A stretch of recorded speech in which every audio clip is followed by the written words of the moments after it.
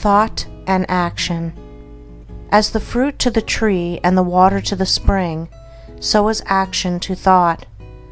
It does not come into manifestation suddenly and without a cause. It is the result of a long and silent growth,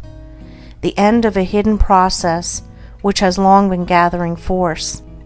The fruit of the tree and the water gushing from the rock are both the effect of a combination of natural processes in air and earth, which have long worked together in secret to produce the phenomenon, and the beautiful acts of enlightenment and the dark deeds of sin are both the ripened effects of trains of thought which have been harbored in the mind. The sudden falling, when greatly tempted, into some grievous sin by one who was believed, and who probably believed himself, to stand firm, is seen neither to be a sudden nor a causeless thing, when the hidden processes of thought which led up to it are revealed. The falling was merely the end, the outworking, the finished result of what commenced in the mind probably years before. The man had allowed a wrong thought to enter his mind, and a second and a third time he had welcomed it, and allowed it to nestle in his heart.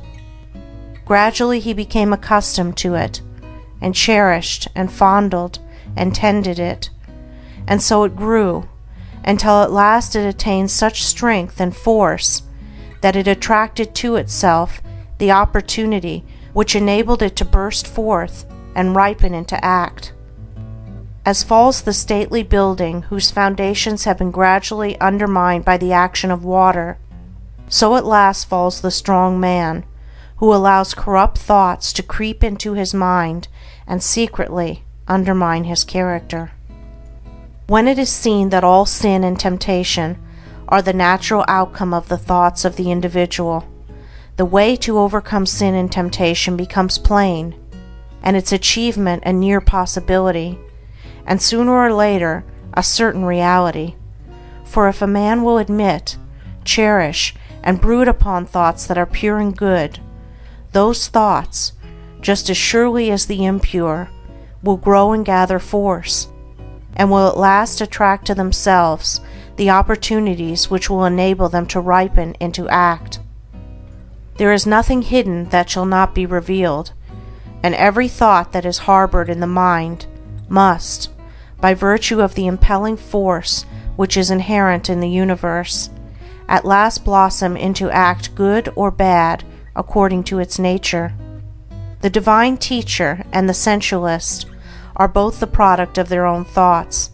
and have become what they are as the result of the seeds of thought which they have implanted, are allowed to fall into the garden of the heart, and have afterwards watered, tended, and cultivated.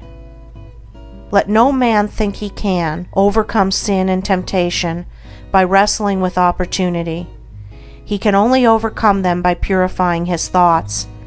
and if he will, day by day, in the silence of his soul and in the presence of his duties, strenuously overcome all erroneous inclination, and put in its place thoughts that are true and that will endure the light, opportunity to do evil will give place to opportunity for accomplishing good,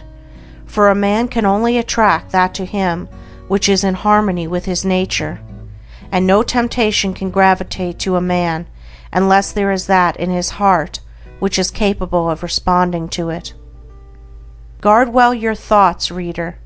for what you really are in your secret thoughts today, be it good or evil, you will, sooner or later, become an actual deed. He who unwearyingly guards the portals of his mind against the intrusion of sinful thoughts, and occupies himself with loving thoughts, with pure, strong, and beautiful thoughts, will, when the season of their ripening comes, bring forth the fruits of gentle and holy deeds, and no temptation that can come against him shall find him unarmed or unprepared.